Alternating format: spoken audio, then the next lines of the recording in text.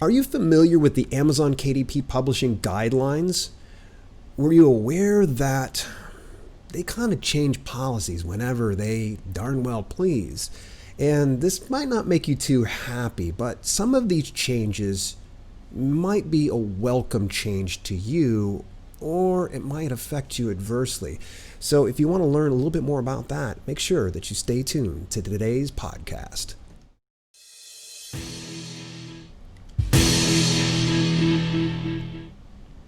This is Self-Publishing with Dale, and if you want to learn more about publishing books that sell and building an unstoppable author brand, make sure that you subscribe and turn that little bell notification on so that way you don't miss a single video. So we are going to be talking a bit about Amazon KDP Publishing's guidelines. It sounds like I'm a little redundant when I say KDP Publishing. Believe it or not, people look that up. I don't get it myself. If you ever kind of figure that one out, please let me know. I'm always kind of at a loss. So I just try to go ahead and serve you guys what you're looking for typically. So the guidelines can kind of be ambiguous and sometimes a little frustrating, especially when they are going and changing these policies. We're going to dive deep into that today's podcast. So before we do get into this, I want to let you know that today's broadcast is brought to you in part by the DIY publishing course Unlimited. Get your hands on the most comprehensive coverage of self-publishing to date. With over 355 videos and downloadable resources, you have a vast library of self-publishing resources to keep you on track and headed in the right direction. Visit DIYpublishing.biz/podcast. Again, that's DIYpublishing.biz/podcast, and I'm going to hook you up with something. 10% off lifetime access when you use the coupon code PODCAST on the checkout. So again, DIYpublishing.biz/podcast. Super simple to remember. Coupon code is PODCAST, and you get 10% off lifetime access. So here we are. We're jumping into the 19th episode here of the podcast, and I'm just super pumped about this. And right as I'm doing this, I'm doing a simulcast on YouTube and Twitch. It's a little unnerving for me. I have to try to balance things all at once, but I'm trying to, definitely still deliver value to everybody here. So in any event, let's talk a little bit about Amazon KDP Publishing's guidelines. These policies can kind of change on a whim. And sometimes it seems like they won't let us know about these things until it's too stinking late.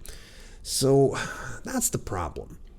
They have a ton of guidelines that are sometimes ambiguous, sometimes it's pretty easy to figure it out. The biggest issue I see right now are that the rules are scattered out. You got to kind of piecemeal them together. In fact, I'm going to tell you why it's just so stinking frustrating sometimes. And by the way, I did tag Amazon KDP over on Twitter. KDP, if you're watching me, come on, get your rules put together here. So in any event, they have 3 sets of areas that you can actually review. Actually, technically 4.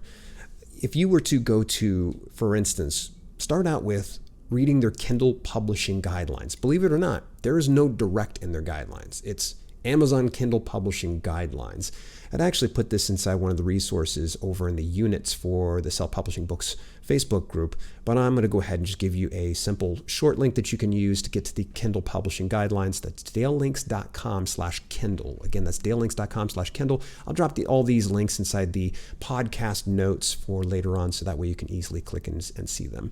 The next one is going to be the KDP content guidelines. I know, as if you would think it would all be in one thing. No, it's not actually. So the KDP content guidelines, you can find that at dalelinks.com/content. And then last but not least are the KDP terms and conditions. This one's a little bit more frustrating because it's like, again, we can just put all these things in one spot. Come on, Amazon. But in any event, you can get those terms and conditions if you go to dalelinks.com/terms. And you'll get some of this information. So some of this might be a rehash for some of you if you've been following me long enough. But we're just going to go ahead and hit some of these things. And I did a little bit of research ahead of this podcast here, and I wanted to kind of cover one of these main ones here. And that is policy number 1, Kdp Select. By the way, this is not put in any order of importance. It's just kind of, putting some of these things in here. But I'm going to save the best for last, because this last one, it's going to get you probably thinking about going and looking into your books immediately. So the KDP Select system, as some of you are aware, you can take your ebook and you can enroll in KDP Select. That it can be allowed to be checked out through the Kindle Unlimited library and the Kindle Owner's Lending library. You get paid per page flipped. Well, there was a gentleman actually that released an article this past month on his website. His name's Derek Haynes, and this was on July 6th of 2019 on justpublishingadvice.com. And in it, he kind of shared some of his frustration of the just sudden changes. And there was no email that was sent out to us. There was no notification. There was no way that they told us anything. They just went in to these guidelines, some of the ones that I was telling you about, and they just went ahead and just changed the verbiage. So now we're kind of left at their mercy. And so at any rate, what Derek, and I'm going to kind of summarize this here, what Derek had shared was his frustration was he was able to do the KDP Select program. And then when he was considering going wide, what he would do is, say towards the end of his term of exclusivity with KDP Select, he would put his books on pre-order over on Smashwords, because technically it was still exclusive. No one could access this type of content. And it really would kind of build some buzz. So that way, when it actually released and did a pre-order, it would do really, really good, and man, I could see why he was so frustrated, because before in their guidelines, they actually had, it was like, it cannot be available for free or for purchase in digital format anywhere else. Now they changed the verbiage to, if the digital version of your book appears to be available for sale or for free elsewhere, such as on a website or a blog or a third party's website, this is not eligible for KDP Select. So essentially they're saying, like, you have to be 100% committed in KDP Select. There's no pre-orders on another site. They want you from day one all the way through day 90, 100% all in on KDP Select. And they even went as far as to threaten him, hey, if this happens again, we will remove your ability to use KDP Select for, I can't remember, it was like a year's time. But nonetheless, there was a little bit of a threat there. I've even heard some people had their accounts suspended. And now, unfortunately, this is just kind of one of those instances of, I don't have any sources to cite on that one, but at least can point you over to the justpublishingadvice.com. Great article. It's short, sweet. Derek really shares some of his frustrations on that. Any rate, so policy number 2. This one's actually came out like right about last year. I would say around springtime in 2018. It was the bonus books. The policy actually, I think they were pretty forward about it. I might be fudging this up just a little bit, but they actually sent out an email. Maybe I could be off on this one. Correct me if I'm wrong, but nonetheless, what was happening is there were some authors that were taking, like, say, a short story, and then they would put in a few extra, like, bonus books. Now, to the reader's probably loving this, because it's like, oh, I just bought a short story and I got 50 other short stories. Fantastic. And to the author, that makes sense, because it's like, well, I'm over-delivering. But some of the people were gaming the system, because what they were doing was they were throwing in all these bonus books. That way they could get a ton of page reads. So rather than, say, having like a 10-page short story and they just get 10 pages flipped through and they're done with it, well, they got all these extra bonus books. Naturally, the reader's going to continue to read through it. It's like, oh, well, I'm going to go ahead and read this. I got 50 extra books. Why not? Well, they actually changed the policy to where no more than 10% of your ebook can be of bonus content. So you can't go beyond 10%. There was a lot of these authors that were scrambling last minute because, honestly, they could either leave it up and, get account suspension, if not termination, or they would turn it into, say, compilations, bundles, things like that. And some of them did that, and others just kind of just delisted their stuff and moved on with, with their stuff. But, the ones that, probably caused this policy change were the ones that were just gaming the system. They were purposely trying to just stuff their books. So if you happen to have any kind of bonus content in your book, might I recommend that you double check, make sure it's no more than 10% of your actual total book, because if it's anything more than that, chances are very likely they're going to audit your account at some point or another and probably flag you for some. All right, policy number 3. This one's an interesting one. This one actually rolled out right about the same time that the policy for bonus books came out, and it's actually tags. Now, not to be confused with HTML tags. HTML tags are totally okay, and there are certain ones that are acceptable over on the KDP platform. They're all right with HTML tags. These type of tags are keyword tags, kind of like what we use over on, say, YouTube. We get tags, we can put keywords in there. It's supposed to make our stuff more discoverable. Well, in any event, back in the day, the early Kindle gold rush days, if you will, the experts, the coaches, the quote-unquote gurus were just dispensing advice that, well, if you can't fit in the keywords within the context of your title, subtitle, series name, or book description, you would just essentially just take all those unused keywords and put them into a category that you would say tags, and then insert all of these things. And it looks like a freaking keyword machine threw up on your book description page. I tried to search this one down, this particular policy, and again, it comes down to piecemealing things together.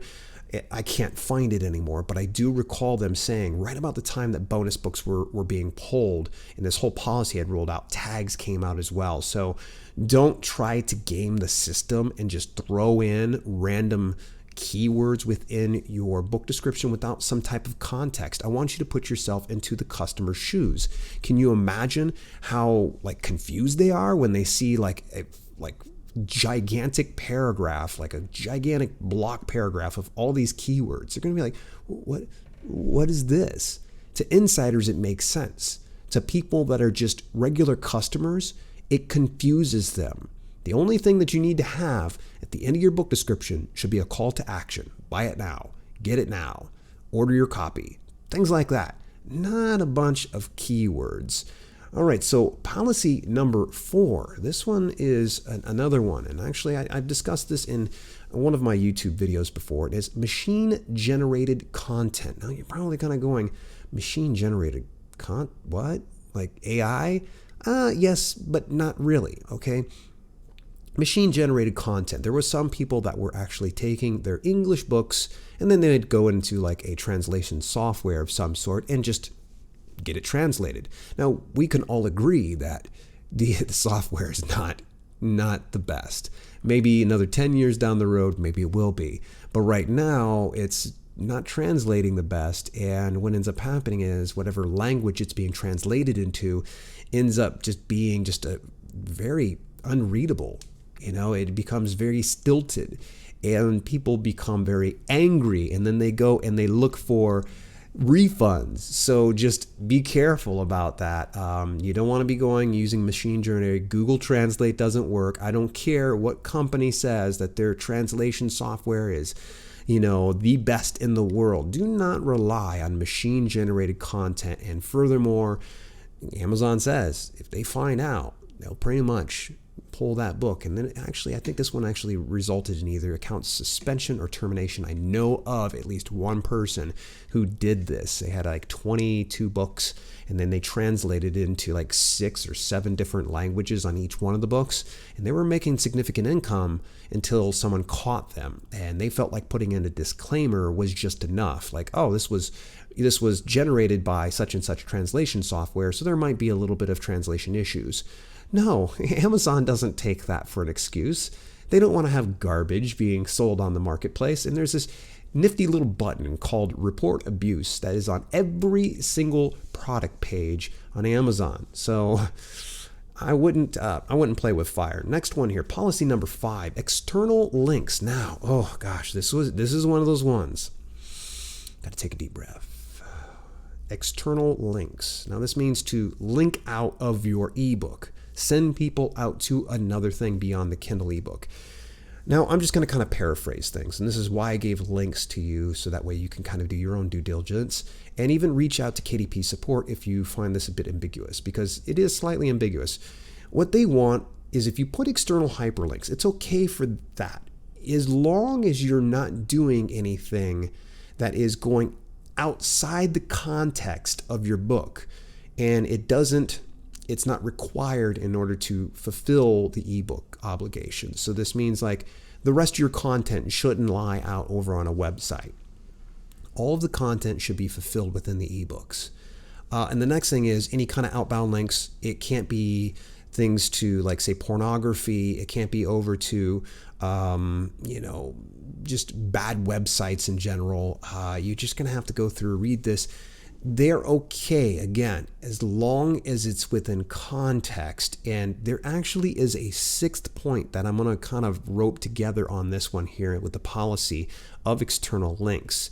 Because there's some of you that are probably freaking out right now going, oh, but what about my email newsletter? Now, I asked numerous occasions from numerous Amazon reps. And when I say numerous, it was easily 3, maybe 4 times over the past few years to where I say, is it okay? Is it okay? So if you've got an email newsletter of some sort, you're probably saying, hey, subscribe to my email newsletter and yada, yada, yakety schmackety. You send them on over through your external link and they subscribe to your email newsletter. That is okay, so long as you're not violating this sixth policy that I'm going to cover here in just a few minutes. But, don't freak out. If for some reason you're going, oh man, I'm kind of scared, just reach out to KDP support. Say, I hear something about external links. Is this okay? Is it not okay?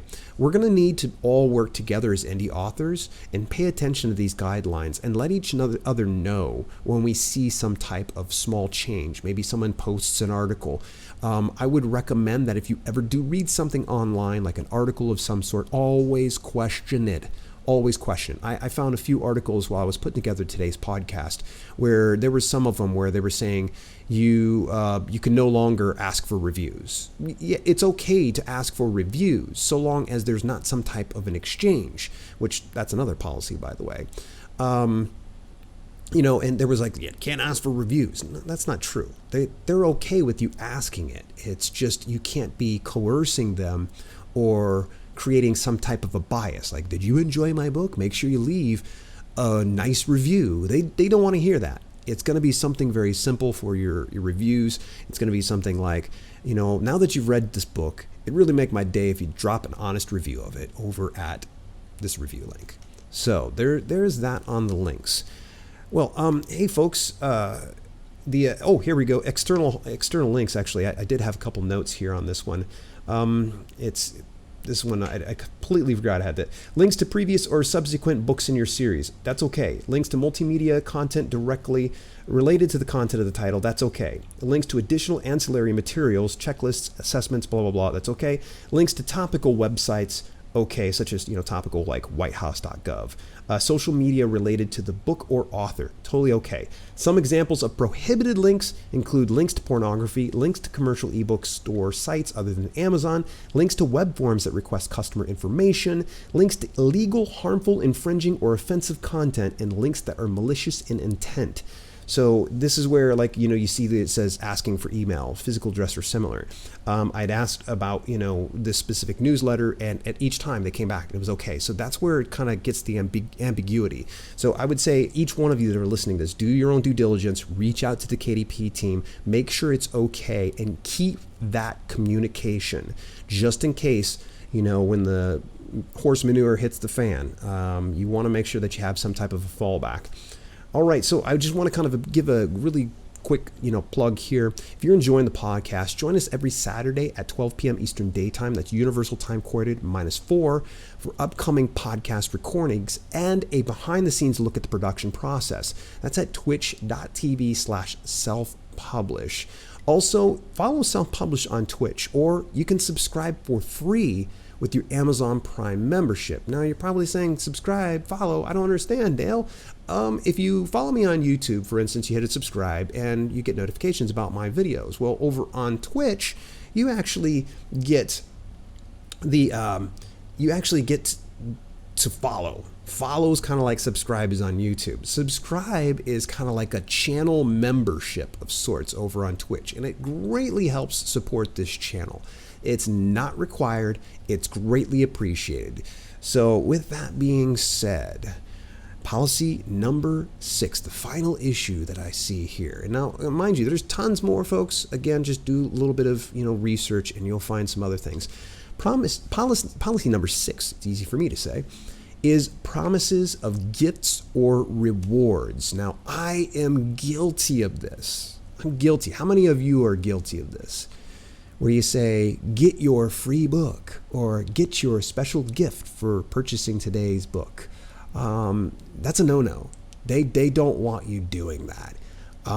This is something that really got out of hand, and I think the name of the author was Chase Carter.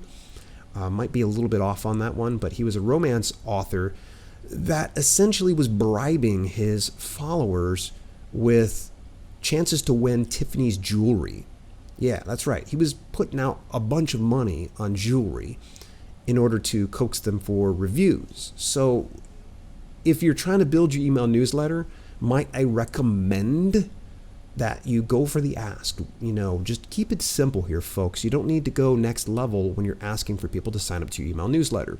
It could be just something as simple as, subscribe to get all the greatest, latest notifications about upcoming publications. And when you do, you'll get a complimentary access to my lead magnet. Well, you obviously won't be called a lead magnet, whatever your reader magnet might be, whatever your special offer is. And you can maybe even keep it even as simple as, would you like to subscribe to my email newsletter? Visit this link. And then you just send them on over towards that way. The promise of gifts or rewards is just not a good idea. So just avoid that altogether. So I've given you 6 policies. What do we do with this? What do we do? Amazon KDP is a lucrative opportunity, and it obviously has the widest reach of all of the publishers today. Are we just left to, their devices? Are we just to believe that this is it? We just going to have to suck it up? No, I don't think so. Amazon's wonderful. Don't get me wrong. I make a fair amount of my income through them, but there's still other ways that you can monetize your author brand, and that's going wider, going out to places like Smashwords, Drafted Digital, Publish Drive, Google Play Books, Apple Books, Barnes & Noble Press. There's so many ways. And then think about other ways that you can monetize your author platform.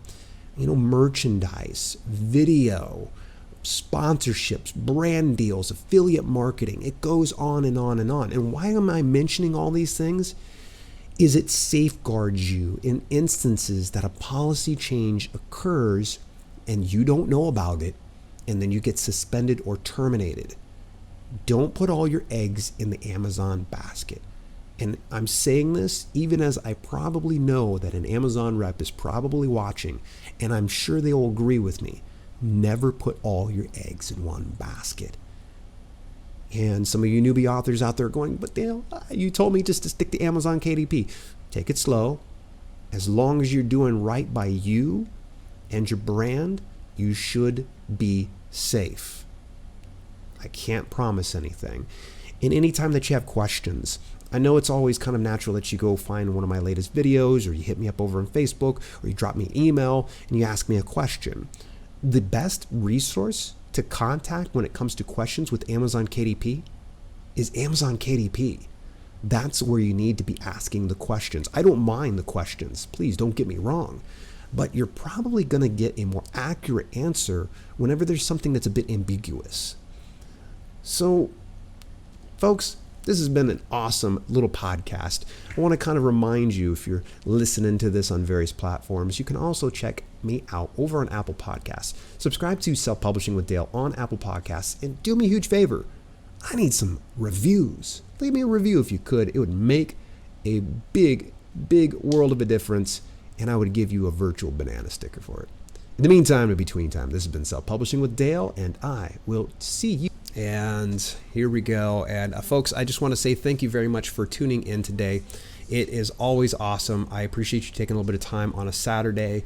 Very, very good. If you're watching this on the replay, I appreciate the support. In the meantime and in between time, here we go. We're going to do the end screen in 3, 2,